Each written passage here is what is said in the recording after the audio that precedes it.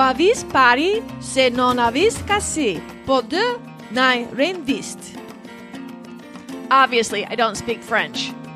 Here's what it means. He who has seen Paris, but not Cassis, can say, I haven't seen anything. This was spoken by the Nobel Prize-winning writer Frédéric Mistral. If after you listen to today's adventure in the charming fishing hamlet of Cassis, I would be shocked if you don't add this to your bucket list.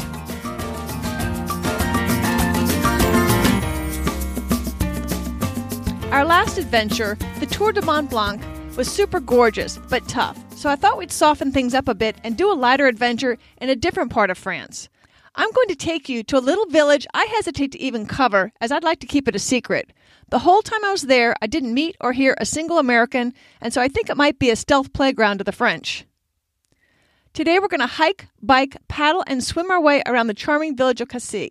We'll bike through vineyards, have cocktails overlooking a medieval castle. We'll hike through some glorious cliffs and kayak our way around the stunning calanques in this amazing town that captured my heart and restored my soul.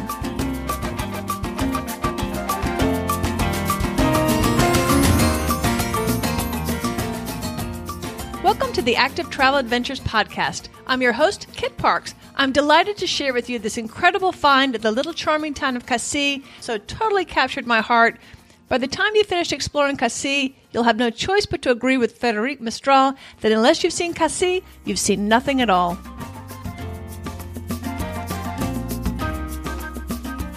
Before we get to Cassis, I want to tell you a backstory about how I got there. My beloved husband Bill died of cancer in 2014.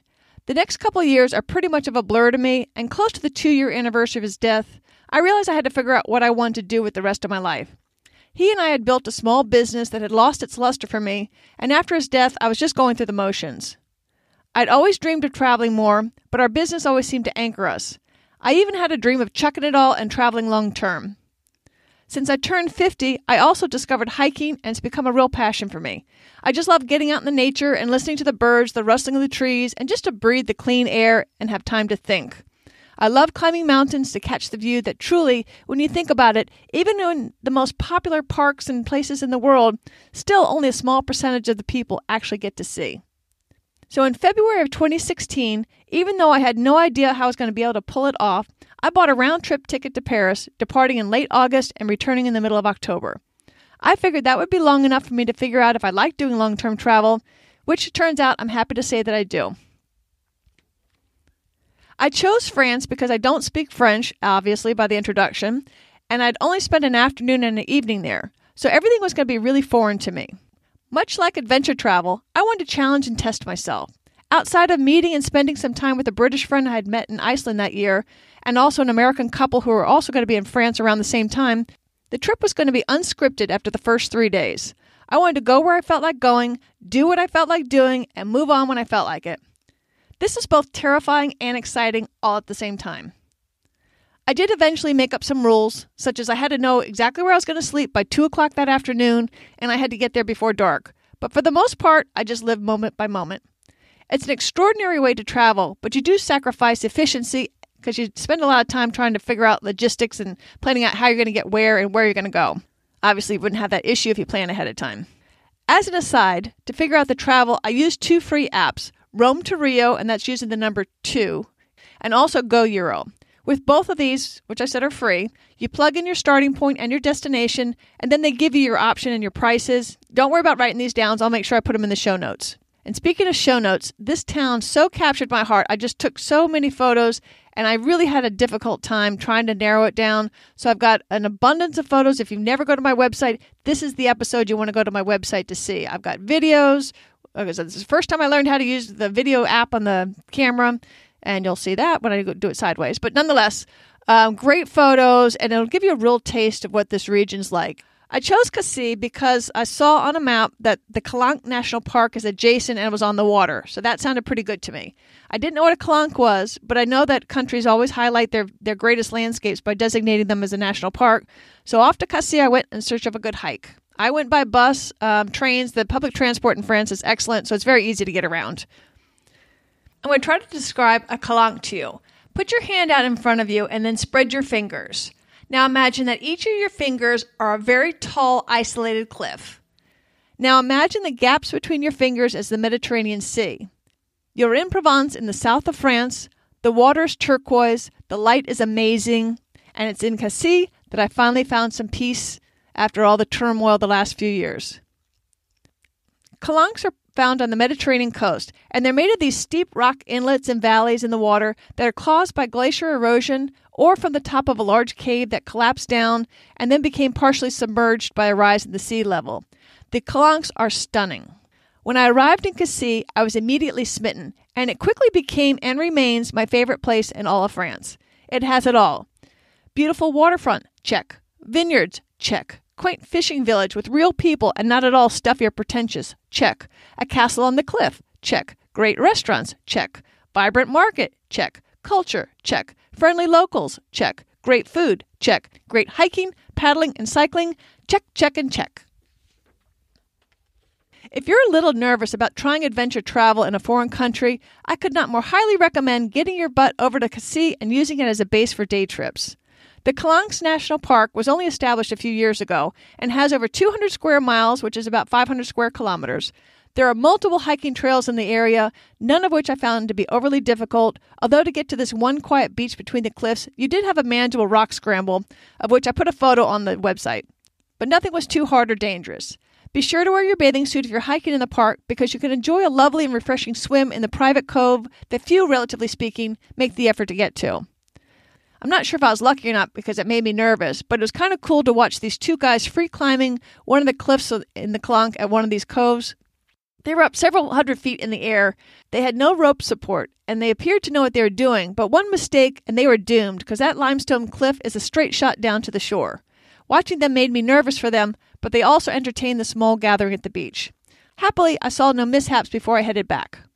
To find your way around the park, you can pick up a map at the well-run Tourist Information Office, located right in the downtown harborfront. The staff speaks English and I imagine other common languages in addition to their native French, and they are very helpful and justifiably proud of their amazing home.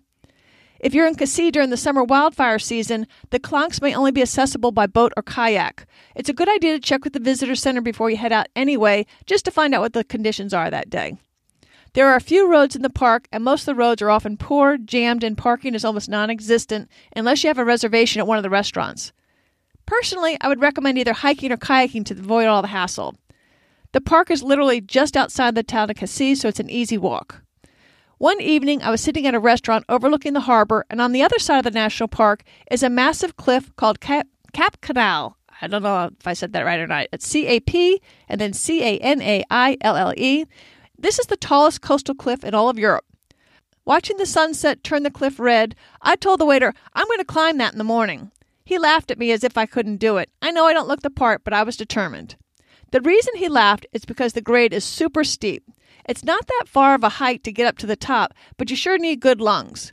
If you hike a little later in the day, you pass a vineyard that's open for wine tastings, which would make a nice reward on the way back down.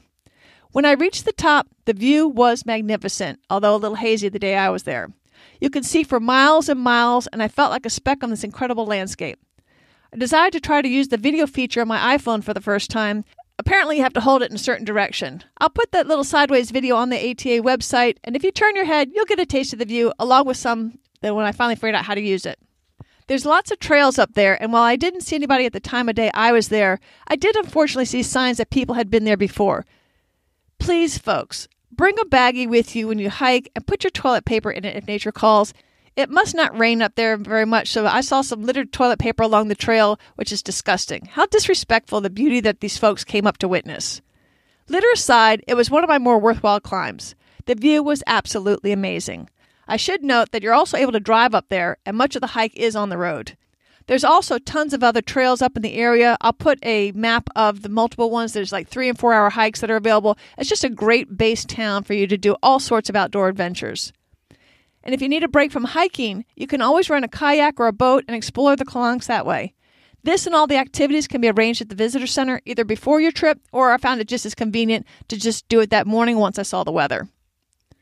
Whether you rent a kayak or not, take the time out to take one of the guided boat tours of the Calanques so you can get that perspective from the water. They offer several tours depending on how many of the Calanques that you want to visit. They each have their own personalities. Each cove and cliff look completely different, and just when you think one can't get any prettier, the next one surprises you and does. In addition to kayaking, you can snorkel, scuba dive, windsurf, or rent a boat. Imagine rolling vineyards in France, and that's what the Cassis surroundings look like. Picturesque, quaint, and inviting. My tour had 2 guides, and I was the only non-French speaking guest. I was a little annoyed that while both guides spoke English, they hardly translated anything for me. Fortunately, a kind Swiss woman took over that job and explained what the guides were telling us whenever we would stop at some historic or otherwise notable place. One interesting story is that a long time ago, at one of the coves we stopped, pirates would use lanterns to trick passing ships into thinking the cove was safe, and when the ships crashed against the rocks, out a plundering they would go. Of course, you can get in a good hike just wandering around the charming streets of Cassis. Artifacts indicate that the harbor area was settled in the beginning of the 5th or 6th centuries. You can get a taste of the history by visiting the free communal oven called Le Four Banal, which was built in the 17th century and just excavated this century. There's also a nice museum of popular arts and traditions that's worth checking out. When I get to a new town, I mostly just wander around and get lost. The curved streets can be a bit of a maze, but if you really get lost in Cassis, just head downhill and you'll eventually reach the harbor. So no worries. Of course, you can pick up a map at the visitor center. I also ate well in Cassis. My favorite meal was a shrimp pasta with an exquisite sauce I would marry if that were possible. The portion was overly generous, and as I had a refrigerator back at the room, I asked for a to-go box. To-go boxes aren't common in Europe, and they didn't have anything. They were also somewhat amused that I would eat leftovers. Using my butchered French combined with my pantomime, I explained that it was my favorite dish so far in France, so there was absolutely no way I would allow such a dish to go into the trash can. They finally relented and cleaned out an ice cream container to put my dinner remains in, and we all laughed. That reminds me of a night I took my Scottish friend Jamie out to dinner for his birthday in Glasgow. We went to a tapas restaurant and way overordered. Easily more than half of our delicious dishes remained. Jamie is a single guy, and I told him he should take it home so he wouldn't have to cook the next day. He explained that they don't really do that there. I insisted, and the restaurant wrapped the dishes up for us. About 10 days later, at the end of my trip after my long-distance hike, I went out for my final dinner with Jamie and his mom. At the end of the meal, they asked for a to-go box for the leftovers. I laughed, thinking that perhaps I started a trend in Europe. I have this cute picture of Jamie holding his very first to-go box in front of one of those cute little red phone booths they use in Scotland. I'll put it on the website. I fell in love with Cassis the moment I saw the harbor. The colorful fishing boats lined the shore, and they matched the charm of the harborfront shops with all their gaiety. What I really liked is these are real people doing real work and going about the business of life. I'd arrived in Cassis from Antibes, a very upscale town where the uber-wealthy park their massive yachts when playing in Monte Carlo. It's a lovely town and certainly worth a visit, but Antibes to me is comprised of the rich, the workers, or the tourists. Whereas in Cassis, I got the feeling that Cassis would continue to go about its business whether or not any tourists showed up. In fact, most of the tourists seemed to be day trippers taking the 25-minute ride in from Marseille. Most were French, and I never met an American my entire visit. Cassis is a place that I could call home. I even put the Cassis weather on my phone so I could check it out during the year. It can get cold in the winter, and they even create a public ice skating rink for everyone to use from the end of December through January. I'm determined to live there for at least a month or two one day, and my Swiss translator friend from the bike ride offered to let me let her apartment, as her family only uses it a few times a year. If I was smitten when I arrived, watching the sun go down and light up the massive Cape Canal, got me serious about the town. And then I fully fell in love once I saw Cassis at night. While you can't miss seeing the castle and the cliff during the day, Cassis comes into its own at night. The owners of this now privately held castle uplighted after dark, and it's just so breathtaking. I was there during a full moon as well, and the water was rough, so the moonlight was highlighting the crashing waves along the beach, the harborfront shop lights combined with moonlight to bounce light upon the ripples of the cove alongside the fishing boats. And the castle was absolutely dazzling. When I returned to the hostel that night, I told my host I would be extending my stay until further notice. Let me tell you about the castle. It's called the Château de Cassis. It began as a watchtower in the 5th century. Eventually the castle and the walls were built, and that started somewhere around the 8th century. And then in the 17th century, the castle was all but abandoned when most of the remaining residents moved down to the village of Cassis. The castle became private property in the 1800s and remains so today. It has been lovingly renovated, and now you can rent a suite and stay there if you want. I'll put a link to the castle in my show notes. Staying at the castle is justifiably more expensive than a typical hotel, but I didn't find the price unreasonable. I plan to stay there myself for a night or two on my next visit. But on this trip, I stayed in my inexpensive hostel where I met this cool Moroccan woman named Malik, who I still keep up with on Facebook, and a Parisian named Salvig, with whom I reconnected and met for drinks with in Paris several weeks later on my trip. And Salvig is a castle lover, and I've invited her to come visit me in North Carolina so she can see the Biltmore Castle in Asheville. As an aside, you can rent this castle for an event. So if you know someone is looking for a super cool venue for a destination wedding, you ought to forward this podcast to them so they can check it out. I'm sure it's going to be expensive, but holy mackerel, what a venue. I'm very grateful to Cassis. It was here that I finally started feeling like my old self again after Bill's passing. It was in Cassis that I began to believe that my life could be wonderful again, even though it was going to look so different without Bill. I believe that somewhere Bill is smiling, watching me stretch my wings and tackle ever more interesting trips outside of my comfort zone. While he personally wouldn't want to go on the types of adventures that I've been taking, he would have been the first to encourage me to go. It's obvious I've fallen in love with Cassis, and I almost hate sharing it because I'd hate to see it get too touristy and spoiled. But when I look back over my trips, and I wanted to try to figure out which trip would I recommend to you if you wanted to get your feet wet in foreign adventure travel, I couldn't think of any better place than Cassis. It truly has it all, and it can be tailored as inexpensively or as luxury as you want, plus you have that ever-helpful visitor center there to guide you as you need. Using the village as a base camp, you can decide each day what you feel like doing depending on how your muscles feel and what the weather is like. The visitor center can make any arrangements that you need, and if you like to plan in advance, their website can help you do that as well. I'll put a link to it on the website. There's an abundance of outdoor adventure activities, all set in one of the most charming places that has ever touched my heart. There are many places that I've loved, but as the saying goes, I wouldn't want to live there. I can't say that about Cassis. I would definitely want to live there, certainly for the short term and quite possibly longer. Be sure to visit the ActiveTravelAdventures.com website to see all the photos and videos I've taken of this amazing place. I hope you've enjoyed this tour of Cassis. I'd give this a difficulty rating of 2 to 3, depending on the difficulty of the hikes that you do. The best time to go is in the late spring and early fall to get the best weather and to avoid the crowds. Like always, I'll put together a free travel planner that you can automatically get when you join our monthly newsletter and community, or you can download it off the website if you should need it sooner. I want to thank all of you for supporting me and encouraging me, particularly as I learn how to do this podcast thing. I'm working on improving the audio, but I'm not very techie, so it's been a bit of a challenge. But I promise I'll get there eventually, so please be patient.